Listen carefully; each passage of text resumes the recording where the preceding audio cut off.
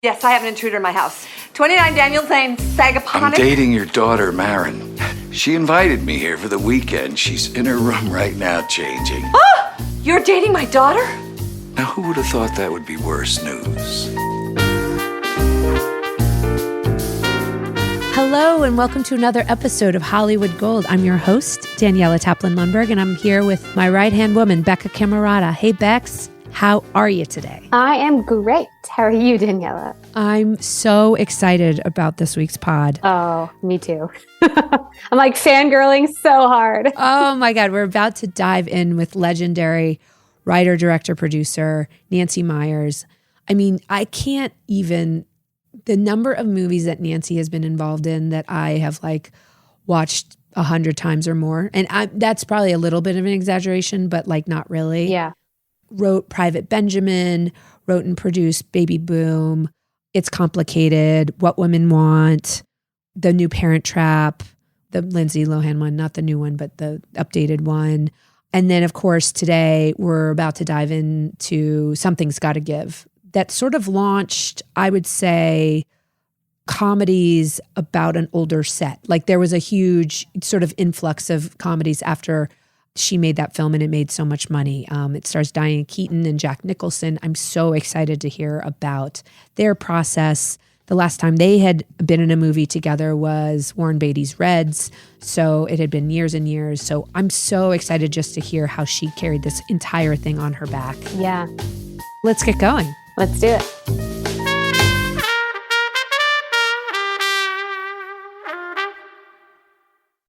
Nancy Meyers, just the most extraordinary writer, director, and producer. I'm so excited to be talking to you. We have a mutual love of your daughter, Hallie. I just produced a film of hers, which I'm so excited about. You've probably seen more of it than I have. Thank you for everything you just said. And she showed me, maybe 3 or 4 little scenes. Things here and there, yeah. Great, really great. We did a little bit of a debate because there's many of your films that we could have done a deep dive in and that have touched me and who have touched many people, but we've decided to focus on Something's Gotta Give. And so talk about the very first inklings of Something's Gotta Give. I read that the first draft was 250 pages long, so you have to talk a little bit about, and I don't know if that's true or not. That is true. That is true. Well, I just read today on Instagram, I follow a lot of movie and writer Instagrams. Yeah. And the one I read today was a quote from Ernest Hemingway, who said, "All first drafts are shit." And that was the quote. And I thought, I don't find that to be entirely true. Yeah. They're not perfect, but they're not necessarily shit. So the job there was just to bring it down, just a lot of drafts to get it down. Yeah, no, I never told Sony, by the way, I've written 250 pages, because I like having a movie set up rather than writing on spec, because I like the phone calls. We're thinking Christmas, I like the pressure. So you went and pitched this concept? I did pitch it at a few places. I had just made What Women Want, which was a pretty big hit. Incredible. So I went to pitch this and I thought, oh, well, they're just all going to want it. I used to be a glass, very full person. Over the years, that has come down. But back then, I assumed, I just had this big hit. And, anyway, when I would go around and pitch a movie about an older couple, I saw eyes glaze over. Oh, God. Because they were, I'm pitching to men everywhere. Right. So then I pitched it to John Callie and Amy Pascal, 2 great people. And they were at Sony. Yeah, they were on Sony. And they just had smiles on their faces the whole time. What's hard to believe, given the way what writers are expected to do these days, is I only had the first act. Okay. I had up till his heart attack. Oh my God. That's what I had. And then I said, and they're going to end up together. Okay. Okay. But I didn't think, and nor did I think it was expected that I would come in, or anybody would have to come in and give a beat by beat by beat by beat. It's a guy, an older guy. I had the characters very clearly thought out, and older guy, and he dates young women, goes to the Hamptons, has a heart attack, ends up locked in the house with the mother. And from there, I didn't think I had to, and nor did I probably even have it all at that point. So you hadn't even worked out that she was eventually going to write a play about the experience with him? I don't remember. Oh my I God. don't remember what I Oh had. my God. But I mean, just that's just remember- so genius though. Thanks. I only remember I had worked out till he had the heart attack and promised them that it would be really good until they got together. And my idea for the movie was, if they were on a desert island, would he find her attractive? Right. And so I had to create a desert island, where they were isolated in this house and everybody left them there. His entourage left, her daughter left. And yes, it happens. So you get the green light from them. They say yes. Well, I got a green light to write a screenplay. Yeah. I remember when I pitched it at Fox, which very clearly was their eyes were glazed over. They were hoping I was coming in with Mel Gibson Part 2. And by the time I got to my car, Jeff Berg called me. I mean, just walking in the parking lot. He said, It's not for them. I said, yeah, I could tell. Oh my God. Like, Jesus, they took no time. I mean, I literally walked out and they called you. Not even like a polite hour to like. No, it was so clearly just get this one off our plate. But women have always made, I feel a lot of women, Amy's made a couple of my movies and Sherry made one of my movies. And I've had better luck pitching to women and having them make my movie. So obviously you had a lot to get off your chest if it was 250 pages. Talk about the writing process a little bit or what you remember of it. I was recently out of a relationship that was much like her crying montage. Yes. That was sort of me writing the movie. And so I just went with it, and I don't think it's necessary to write the shooting script, the first draft. I think you should write where you go. Just see where you go, just see where you go. You never know what's going to happen. But I've never written a script that long since or before. But I did a lot of research about men and heart attacks and things like that. And all that kind of went away. He went to a group therapy thing for middle-aged, well, more than middle-aged. She played 63, right? This kind of turning point in their lives where they're not going to live forever, and the kind of things that they do and things that, they buy Maseratis or they whatever. And so all that went away. That kind of stuff that wasn't really core and about them got peeled. You just peel away the layers. But the movie is in there. It's not like Hemingway said. I wouldn't say it wasn't shit, but it certainly was, it wasn't the movie, but the movie was in there. The movie was in there. All the beats were there. All the big beats were there. And then you just keep refining it. And did you write with Diane and Jack in mind? Yes, I did. And while I was writing, I met with each of them. Oh, did you? Well, I knew her, because I had made Baby Boom and I'd made Two Father of the Brides with her. So, and I've talked about this, but I'll say it anyway. We went out to lunch and I said, I'm writing this movie and I want you to be in it. And I would like Jack Nicholson to be in it, but I don't know him. That's who I see. She said, he's never going to be in a movie with me. Wow. I said, well, he already has, because she'd made Reds with him. He did Reds, so totally. I don't think he'll feel that way. And she said, well, you're nuts. There's no chance this will happen. Why did she feel that way? Well, we'd have to probably text her and ask her. But it's a little bit her self-deprecating. But there is some, I think she really felt that. Listen, when she saw Father of the Bride, I was sitting with her, or she was maybe the row behind me. Yeah, she was in the row behind me. And I turned around, smiling, looking at her, because I'm hearing her laughter the whole movie, And I said, what do you think? She said, well, I thought it was really, but great. But who's going to see it? Oh, really? That is so interesting. I said, well, who's going to see it? Well, you liked it. Maybe other people will like it. Like, she was like, I can't imagine who's going to see this. But right. Oh my God. That's just sort of how she sees things, I think. So then Jim Brooks introduced me to Jack, and I had a meeting with him up at his house, and I had the whole movie worked out. I was mid-writing, and I pitched him every beat of it. Wow. And I said, listen, here's the thing. Obviously, this woman comes to you and says, I'm writing this movie. I'm not asking you to commit. I'm just telling you a story. But all I need to know is, does it kind of interest you? Because I'd like to keep thinking of you when I write. Or is this the kind of movie you would never do?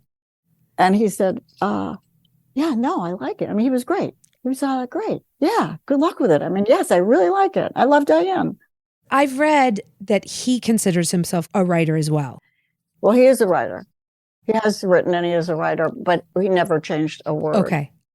But actually, you kind of asked me to look at the movie, so I did last night, which was, I mean, a very long time since I've seen it. And there was one day when he had a line that he wanted to try, and I didn't understand it. And so I said, well, let's just do it both ways. He said, no, we'll do it one way or the other, but I don't want to do it both ways. Like it was a little bit of a standoff. So I said, all right, well, then we'll do it the way it's written. He said, all right. We weren't mad or anything, but I would have done it two ways, but he didn't want to. But it was when they were walking on the beach. And so meanwhile, last night, 20 years later, I'm looking at it, I thought, I still don't understand his line, but I think it would have been better. Oh, interesting. Describe the scene. Well, they're walking on the beach together. And she's looked him up online and she knows all about him now. And he's looked her up online and he knows them. They're telling each other what they've learned about each other. Because it is good for the audience to get some backstory, but we can't always do it. And then I thought back then, by the way, I looked you up online, was like, he actually said on the internet. It's not like I Googled you, like that parlance didn't even exist. No, yeah. No. So she talks about all the things that he's done. And he said, well, I'm exhausted just hearing it. And she said, yeah, it goes fast, doesn't it? And I wrote like the blink of an eye, which is not an original concept. I get that, but it said what I wanted.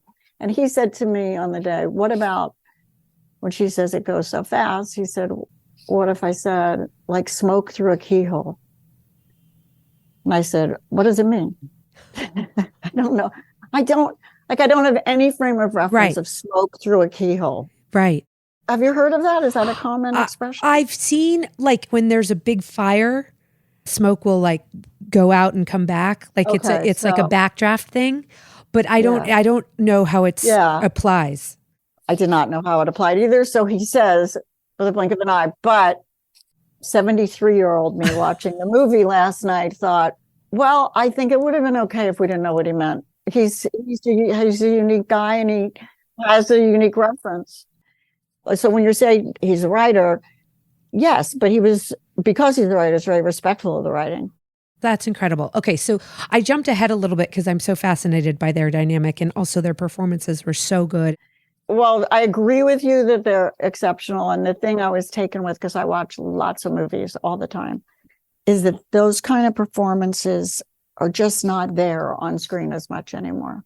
They're just actors who have that kind of craft and who understand the beats of a scene and how to get there, and who do good things with props and do funny things, hand gestures. And I was looking at it last night thinking, God, I was so lucky. They both said yes. I was so lucky. I mean, it's not all, it's not just the script. It's what Jack does this gesture. I know we're on a podcast, so we can't see, but he has this gesture with his hand where he's telling her she's great. And his hand gesture is like, that's it, you're great. And I remember watching it on the monitor and like shrieking inside.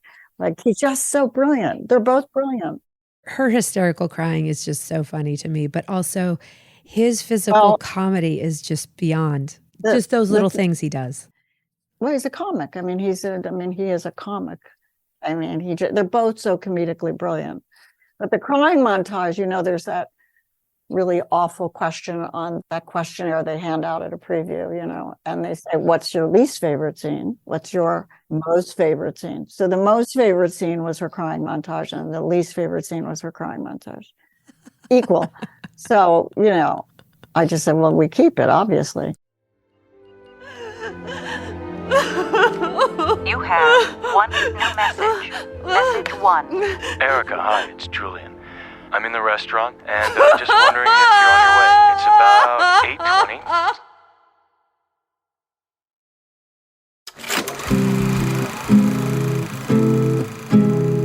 8:20. Once you turned in the draft, is the studio ready to go? Like, talk about that process. Amy Pascal was the kind of person that when I've made The Holiday for her and also this one, and you hand it in and you hear from her at 6 a.m. Oh, wow. That's impressive. Yeah. And there's no committee. She said, we're making this movie. Oh my God. I know, it was a dream. If you tell people that today, how it worked, they wouldn't believe it. Like, No, just that's right. even like someone reading a script overnight like that rarely happens anymore. It's just like you have to take weeks and weeks. And obviously someone of your stature, I think she was probably more motivated, but still, like, that's really incredible.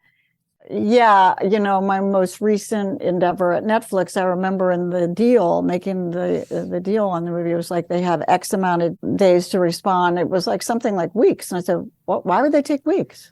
And I could feel the lawyers just like silence on the other end. Like, that's just the way it is. It's the New World Order, Nancy. Yeah, it's horrible. weeks. Yeah. At that point, had you given it to Diane or Jack to read? I gave it to the studio first because I'm not going to give them a script nobody wants to make.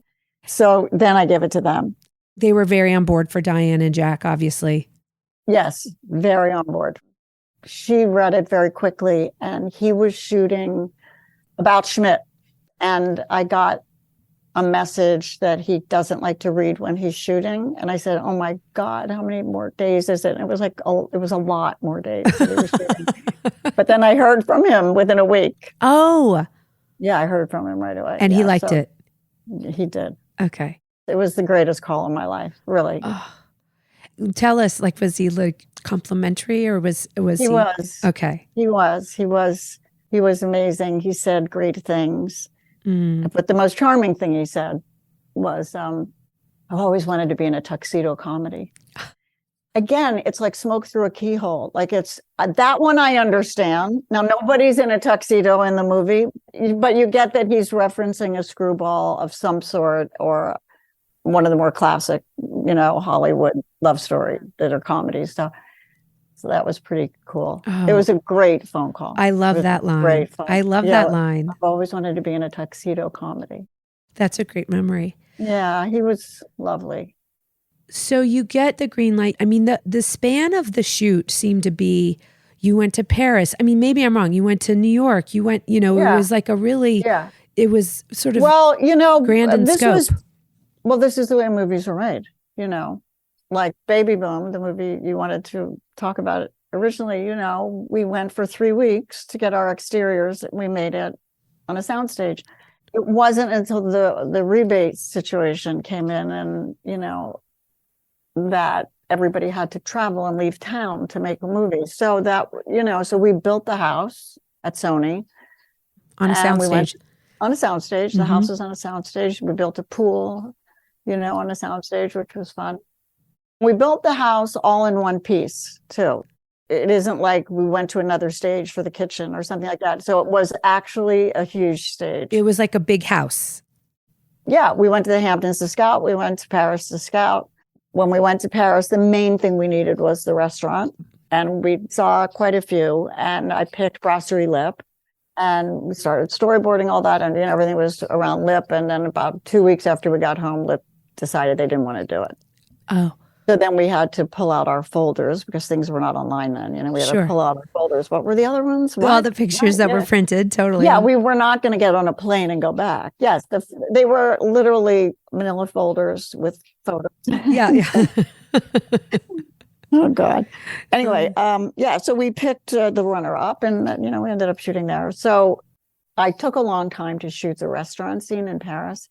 And I kept thinking to myself, I can't believe they didn't ask me to shoot in a French restaurant in LA. Like, I'm in Paris shooting inside in a restaurant in the middle of summer with everybody with coats on and everything. And but it was great. Yeah. I mean, he did walk across the bridge. I mean, there are things we couldn't get in the valley, So yeah. I can't really remember the order, but I know we ended in Paris. So that's for sure.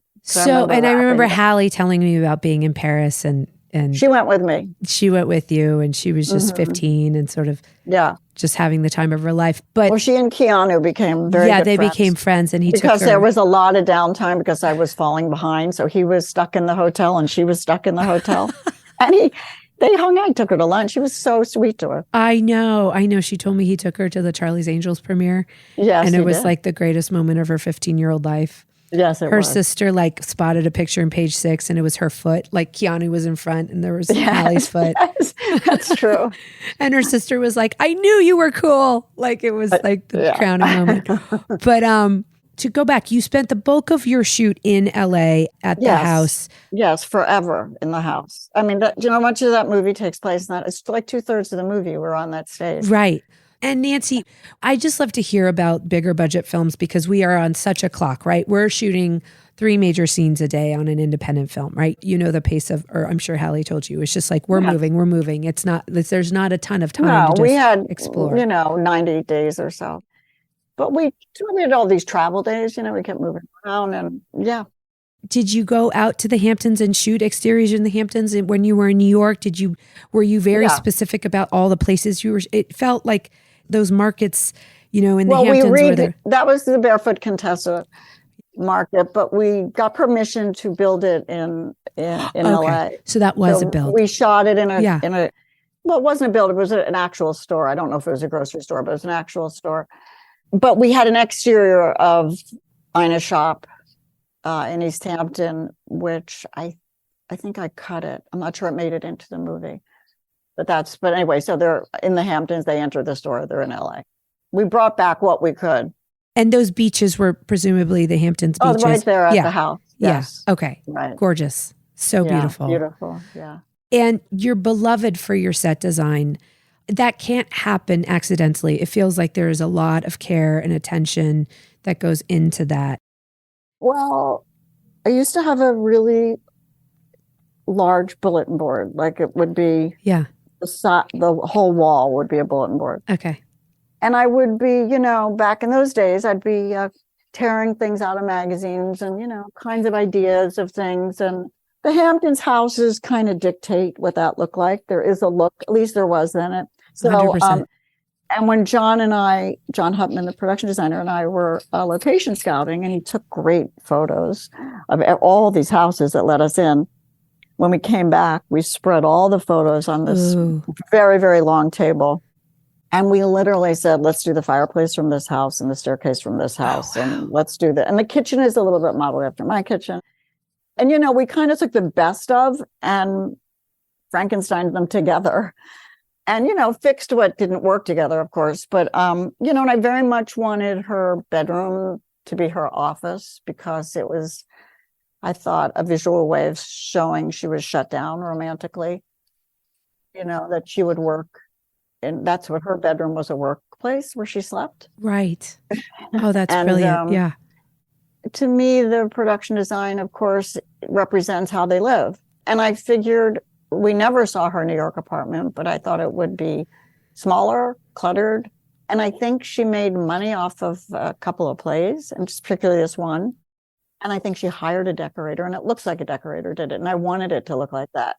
I wanted it to have that kind of polish of a vacation house of somebody that made some money and put it into this house. And that's what that one was about. But it's so interesting. I think back to the house set, and it's not 50 rooms. It's really 4 rooms. It's 4 rooms. Yeah. It's the living room, the kitchen, her bedroom, and his guest bedroom. The real house was huge. We blocked a lot of it, so it looks like it could be, because when we saw the house, it was like, well, I wrote a 2-bedroom house, and I gave John a drawing of. There's a shot where he's IMing her. Yeah, he was right. Yeah, is that what they don't call that anymore? Do they? Yeah, it was anyway. It was this AOL thing. Yeah, and they were talking. Want to meet in the kitchen? Are you hungry? Blah blah blah. And he comes out of his room, and she comes out of her room, and they're across the living room from each other. So I just drew that and handed it to John. I just said, I just want his bedroom on one. I have all these things where she's looking and can see him and sees the lights go. There was a lot of visual stuff that I wanted where she could just look out and see him. Yes. So, and I just wanted them to be across the room from each other, and then they come together and walk into the kitchen together. And I did not come up with a floor plan. That's all I knew. Their bedrooms were on either side of the house. Yeah. So that's it. We didn't even build a bathroom. Oh no, we built a shower. Did you? Okay. She's in the shower. Nancy, would you ever butt heads with creative heads who on maybe other films maybe had more freedom? Like I know a lot of directors, often male, they see a couple images and then they're kind of like, yeah, I trust you on the costume and da-da-da-da-da. And So it's not I don't trust people. It's I see it. This is how I see it. And I hire people whose taste I like, costumes and all, and I imagine I'm not alone like this. Yeah. I think a lot of directors have very specific ideas of how people should dress, Right. and what the message you want to convey about them when you see them. I remember when I was watching the movie last night, and Keanu arrives for a date, and Jack answers the door, and then Diane comes out, and she's always been in turtlenecks and khakis, and then she comes out in this it was really just like a top and a skirt, but it was pretty form-fitting, and and Diane tends to cover herself, and that was obviously that's a discussion. Listen, Jack's clothes were a huge discussion. Yeah, tell me. What do people wear to the beach? Well, first of all, he had clothes delivered, right? He did not know he was coming there for 2 weeks or however long the movie takes place. So those conversations go on for hours and hours and hours. I find that once you're in a wardrobe fitting is when you really finally talk to the actors about the movie and their characters. That's fascinating. Yeah, I found when I did It's Complicated, it was very interesting working with Meryl through costume fittings, and very, very interesting. And when we arrived on something, I could see her changing in the mirror. I could see on her face that we were finding what her character Jane Adler looked like. In that example, did you already have a vision of what she would look like, or was it sort of more of like finding it together? Yes, I had a whole Pinterest on her. Okay. Yes, of course. But they come into it and it just gets better. It just gets better because what I see on a model, who's 30 may not look right on Diane. And I've always found actors really like it's with me, it's not a fast process. There's many more fittings than they have. I'll always hear, I've never had this many fittings. I go, okay, well, it'll be okay. It'll be fine. It'll be okay. It'll get there. Yeah. And you know what? The movie lasts forever and we're all attached to it forever. Movies are a long game, and I think some filmmakers and perhaps ones that go, I don't know, whatever. Yeah, that's fine. I don't think they realize how they last. And, like when The Holiday didn't open, I had no idea that all these years later, I'd be so attached to it. Like it just keeps coming back to me all the time, because it's a long game. It's just different. It's not how a movie opens. They've conditioned us in Hollywood to think, and I can't stand it, who wins the weekend? It's not about winning the weekend. The weekend doesn't matter. As you get older, you will find this out. It's what movies last. What movies do you want to see over and over? What images from what movies, there's certain images from the movies that I love that just stick with me. Just stick with me. 100%. And I think the more experience you have, the more you realize that like the great movies last forever. And the mediocre movies, they go away and they fade into oblivion. And it's because they're not great. I think everything matters when you're making a movie. I think there isn't anything that doesn't matter. It's not just where you put the camera, which everybody focuses on. It's not just what's the camera seeing and what's in the background and what, it's just, I think everything matters. The problem I have sometimes is I give equal importance to everything. That's something one should work on. Yeah. But to me, everything does matter. So Nancy, do you find that often these like discussions are like annoying to people? Oh, I was going to say is leading the horse to water. Do you find that like you have really thought about this, all of this, and you have a very clear concept of why you're choosing the button down versus the crew neck or whatever it is? And do you find that like if you lay it out clearly enough, it often comes back to what you originally thought? I don't find that they fight me on it. Like, and something's got to give. Jack said, so I'm at the beach, I'm in shorts. So I said, I don't think he wears shorts, because there's a romance brewing. And he said, but it's the beach. And we were in the first wardrobe fitting and he hadn't seen the house and it was getting close to being done. I said, let's walk over and look at the house. And so we walked over to the stage and he looks around and he looks at me and he goes, no shorts. Oh, wow. Right. It's not some like flip, just like, rental. But he got house. it. Yeah. Yeah. Yeah. Yeah. Well, yes, it's the not tuxedo that kind- comedy. Exactly. What's the tuxedo version of beachwear? I was just trying to find the kitchen. Back here? I got confused, and it was dark, and I didn't really see anything. Just your tits and a little. It's the best thing you've ever written. It is. It's wonderful. Yes, it's sweet, it's smart, it's funny. How great is it for you that I'm not intimidated by your brilliance? Okay, so let's go back to casting because I was like, God, Frances McDormand played the sister. Yeah. Keanu, that seemed like a little bit counter to what he had done before. Well, yes, but my requirement for that part was the anti-Jack. So some actors had come in and they were cool guys like Jack, Interesting. And that just doesn't, that isn't what the movie needed. It needed the opposite. It needed an anti-Jack. Yes. So I went to him and, he said yes.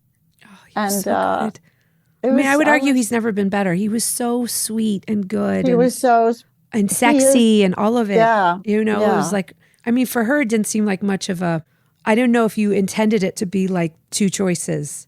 To me, it felt like her heart really was always with Jack, but he was in love with Jack. Yeah. That's the difference. But he was, Right. He was a very tempting alternative, Yes, but he was also 35 and she was 50, it just couldn't I don't think it could probably work. And I don't think she was in love with him, but I think she adored him. But I don't think she was in love with the other one. So good.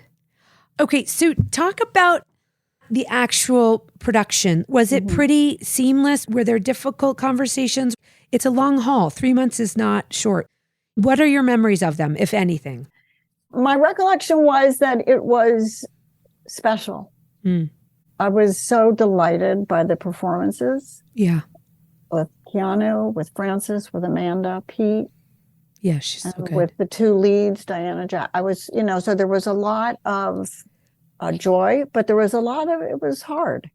Were there any particular scenes or moments that sort of seemed like miracles or moments or that jumped out or little things? Like, you mentioned that thing where Jack does that and you didn't see that coming. He kind of says there's no one better, but like uses this hand gesture to our loyal listeners. Were there other things that felt like unexpected or kind of like, oh, that I couldn't have predicted that? Or yeah, I think when you work with great actors, this happens all the time. It happened, when I was making Father of the Bride. Steve Martin would do things that just, I would die. I would just die laughing, or I would just be so touched. Or the great ones bring their A game and they know how to do it every day. So when you say, are there more? Yes, there's always performance-wise. And yet there's obviously direction and and it just, you work together on stuff and you get there. But when they're that good, it's a joy. Energy-wise, Jack seems to play it way closer to the chest. Like his energy feels like way more controlled. And Diane has this comedic thing which can go bigger and like slightly, when she's crying, it's a more high-pitched, frenzied thing. Did you ever find that it was hard to match those energies, or did they always you always knew that they would blend and you would figure it out, like on the day, I mean? No, I never felt that was in any way a problem. She's a fidgety, hand gestury, moves around actress. And it was my fourth movie with her. Yeah. So I totally knew that. I know she doesn't match anything, but but I don't care. We'll figure it out. If the thing's in her left hand, then her right hand, we'll figure it out. She doesn't want to think about matching. That would, I think, hold her back a little bit from her instincts, which she doesn't, I don't think are super planned out all the time, Jack, on the other hand, comes to set with 3x5 cards. Interesting. With all the beats of the scene. Oh, wow. Written down. He's got a rubber band around them. And before a take, he's going through the 3x5 cards. Wow. Yeah, it's a very interesting process. He tucks them in his pocket. He doesn't do it every time before every take, but I've seen him do it a lot. He likes to review the beats. So he's got perhaps a different, it doesn't matter. There's chemistry. It's gigantic. It's gigantic and palpable, and it's there. I'm not creating it in the cutting room. It's there. It's there. So the suggestion was she sort of goes, she doesn't ever like to do the same thing twice. Well, yeah, she's very spontaneous, but so is he. Just because he knows the beats of the scene doesn't mean he knows on this word he's going to flutter his eyes.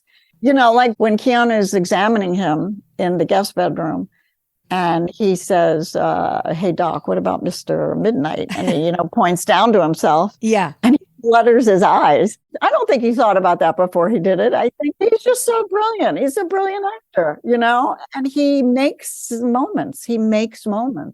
So we get into the edit. Did you find that it was, once you were done shooting, did you find it kind of came together naturally? Well, I do a lot of coverage and I do a lot of takes. It doesn't go quickly. And because it's a long schedule, I don't remember everything that happened 4 or 5 months ago. So I rewatch everything. I rewatch every take and I make notes.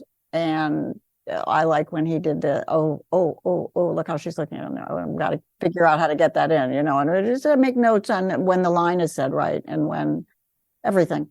Not that they didn't say the lines right, but, it was the best version of the line, And sometimes, we'll slip a line into another take and it's fun. Editing's the most fun. And it's a very unique experience to go from a movie set where you're surrounded by so many people and you're on your feet all day and you're thinking a million things out loud at once to a million people, to sit in a room with one person. It's just wild. It's wild. It's like writing. It's like the circus drops you off back at home and you go into this room and it's like you really have to catch your breath for the first few weeks, I think. So the film comes out and it's a huge success. Do you remember the night it came out? Well, I remember a piece that came out in the Wall Street Journal the week of the movie, before the movie opened. And they said, how did they put it? Granny Hall or something like that. Does the audience really want to see, this age person play on Annie Hall? Yeah. Granny Hall. Maybe it was Granny or Grammy. I can't remember. Yeah. And I called Amy and I said, am I naive? It never occurred to me that they're older, or that they're, not that it didn't occur to me that they're older. It never occurred to me that could be a problem. That's what it was, that them being the age they are. That never even crossed. Of course, she was like, "Oh, screw them," like she said, "Don't worry about it. The movie's great, Tessa great, it's going to be great." But I didn't. But that was this person's take on the movie. Like, is there an audience for people this age that fall in love? So I was thrown. Yeah. So I had a tough week before it opened because I got scared, where I hadn't been ever. I didn't even think about that part of it. But by the way, now it's opening like tomorrow. So. I think, it opened well and it played all through Christmas and did really well internationally as well. $250 million, I think. It made an extraordinary amount of money. Do you do that thing where you go to the theater and look at lines the night that it comes out, like that Friday night that a lot of people do? I have, but not always. Yeah. Did you do it that night? Obviously, the previews are really important, and I'm there in a big audience watching the movie, so yeah. I knew how it was playing. So, and when you were like in the back, were those scenes, those visual like comedy scenes, just? It was so great. They loved them, and it was playing really well. Yeah. Those scenes really tickled me so much. I'd sort of forgotten how much physical comedy was in the film. Well, Jack said to me at some point while we were making it, comedy is so hard. He wasn't saying he was struggling. He was just saying it's so much harder than any other kind of acting that I am asked to do. Wow. I said, no kidding. I agree with you. You know why? Why? Everybody knows if it's not funny. They're just silent. They're not laughing, right? People don't really know if the dramatic scene, there's not this response that you have that you can, from an audience, that you can tell if that working for them or not. So, it weighs on us as we do it. And let's try that again. Or what if this time try, it's a lot of that kind of stuff.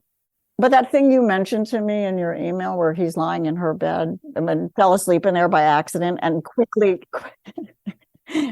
gets off of the bed, and then he tries to kind of make the bed with her photo album. I mean, that's him. That's just him. I mean, I laugh really loud on the set, the sound guys. They always want to put me in some kind of like box or something. And I always say, no one's ever heard me laugh in a movie. It's okay. Yeah, it'll be fine. To make Nancy Meyers laugh, that's like a big feather in the cap. And I kind of know what's coming. So yeah.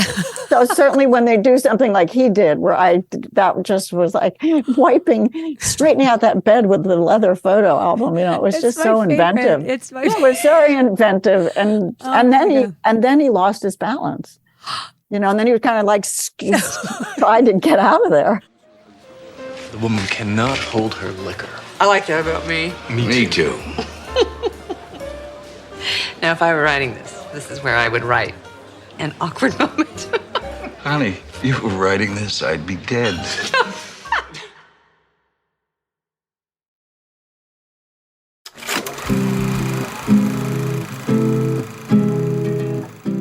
All right. Well, Nancy, my last question, and maybe it's like one you can't answer because you're so close to the movies you make, but all your movies have had like real lasting impact. But I do feel like this movie had a lot to do with launching a sort of whole trend of films that catered to a slightly older audience.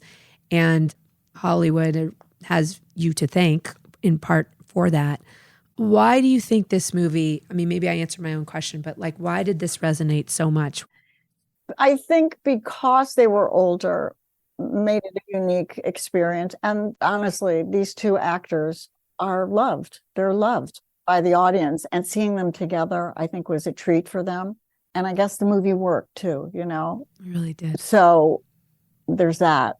Even though if I post anything on Instagram related to Keanu, or I'll get all these, she picked the wrong guy, Wow. So there are a lot of Keanu fans in the world. You have to understand it probably has nothing to do with what was right. I'm one of them. Yeah. I'm one of them. Yeah. And I just always go back to, but she was in love with Harry. Right. That's the truth. That was what was in her heart.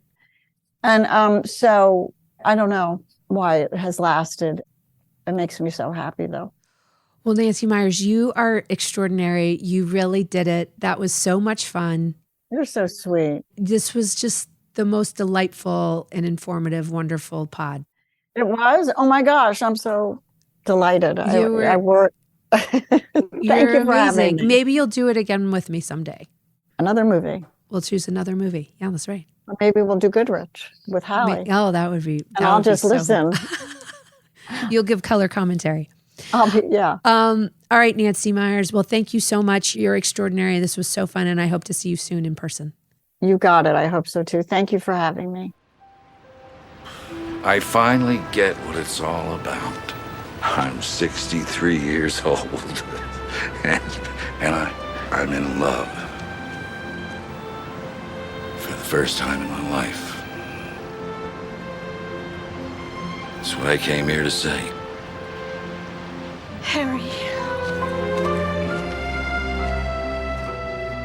Bex, what did you think about the tremendously talented Nancy Meyers? She's like a force. I feel like I had a smile on my face the whole time while listening to this interview. Like you said at the beginning, she wrote and directed and produced so many films that are on my rewatch list. Like every Christmas, I rewatch The Holiday. Oh my God, The Holiday. We didn't even mention that in the intro. In that movie, I mean, over and over and over again. It's so good. And she really is like a pioneer in the modern rom-com as we know it. Yeah. And I think it was really interesting that we chose this one to do because as much as I do feel like pioneered the modern rom-com with even Baby Boom and the films back in the 80s, now this was kind of redefining what a rom-com could be for an older generation or starring in, older actors. That was brilliant for her to even have the idea and to have the confidence to feel like she could get this done when she knew it was going to be an uphill battle with anyone even giving her the time of day to listen to the pitch. it's a testament to the force that she is, that she was able to push this through and get it done and make a truly excellent and really fun movie. And hugely successful. I mean, I think that was the other thing. It was the heroine of the film was a slightly older woman, and that film went on to make hundreds of millions of dollars at the box office and sort of alerted Hollywood to the fact that that was still possible. And so we have to credit her for sort of pushing boundaries. We talk about a lot of like incredible female producers and filmmakers, but she has really sort of broken ground in so many ways, sort of slyly, right? Like all her movies are just delightful, you know? And, you know, she was sort of coming off of What Women Want, and Father of the Bride had been like such a tremendously successful franchise. But, you know, you look at Father of the Bride and Diane Keaton was like very second fiddle to Steve Martin. You know, that was really Steve Martin's film. And so I love how she was just like, well, now it's time to pivot, and we're going to make this film about Diane Keaton and someone who's still trying to find love in late 50s or, you know, however old she was. And I loved it so much. I rewatched the film over the weekend just to prepare for it. And you forget how much incredible physical comedy is in the movie. Yeah. I don't know if you've watched it lately. Yep. Especially from Jack Nicholson, who like God. I expect that from Diane Keaton, but it's more unexpected from Jack Nicholson because we're not really used to seeing him in comedies, and especially doing this much physical comedy. I mean, I would say like Nicholson is one of the greats, and we really haven't had a chance to like sort of talk about him because we haven't covered a film that he starred in yet. But, you know, he's one of those truly great actors that I would put on par with like Brando and De Niro, and those actors that can do both drama and comedy, you know, in equal parts. They're like brilliant at both, truly. And seeing him just like do some of the physical stuff that he did in this movie. Well, and I think, I also think that that's such a signature of Nancy Meyers movies in general, is they're so rewatchable because I think of a couple factors. They're just, again, endlessly fun. They look amazing. They're so well done, but their characters are complex and they're real in a way that everyone from, you know, any background can relate to. And so I think there's such a great mix of, you know, being crowd pleasing and also pulling at the heartstrings. And I think she's able to get those performances out of these brilliant actors because that material is so good going into the film. 100%. It's not just like a, you know, physical slapstick comedy. There is like real heart there. There's real evolution there. And there are moments where you absolutely tear up. And to me, you know, we talk about this a lot, but those are like the greatest films, you know, and they're not films that are made as much anymore. I would say that sort of films fall into like sort of simpler boxes now where they're just like a straight up comedy or they're a straight up drama, but very rarely are they're both with that level of actor, right? And so that was so great. And then the other thing about Nancy, and we talked a little bit about this, is like her attention to detail of every single element of the film. And she's one of these filmmakers that like, you really feel the place you're in, you know, and she made a good point. You can't do that as much anymore because you're sort of forced to go shoot in Georgia or New Mexico because of the tax credit. And so you can't go to Paris to shoot the bistro scene because there's no way the studio is going to send you there. They're going to save millions of dollars by making you shoot that bistro scene on a stage in New Mexico, you know, and you just don't get the same level of authenticity or quality. So that's sort of like one of the things I love about her films is that like they just feel like, oh man, you're just like on a vacation at wherever she's setting you at, and it really is so lovely. Those movies just don't get made anymore. Yeah. But she is so wonderful. And, you know, working with her daughter, Hallie, over the last year and a half has been just the most wonderful collaboration for me. She's just so smart. And, you know, we sort of both grew up in Los Angeles. So it's been like so wonderful to like kind of work with someone who sort of comes from the same weird place that I come from. I don't get to do that very often with our filmmakers. So I love her and I'm so excited about the movie we made. So maybe we will do a pod on that someday. Yeah, that would be so fun. I think that's going to be a really special one. All right, loyal listeners, we love you guys so much. So fun. That was a great one. What an icon she is. And Bex, you do the wrap up. Well, be sure to like and subscribe to our podcast. Follow us on Instagram at Stay Gold Features. Always feel free to DM us with any questions, comments, concerns, or any ideas you have for future episodes. And always remember to stay gold. Stay gold, guys.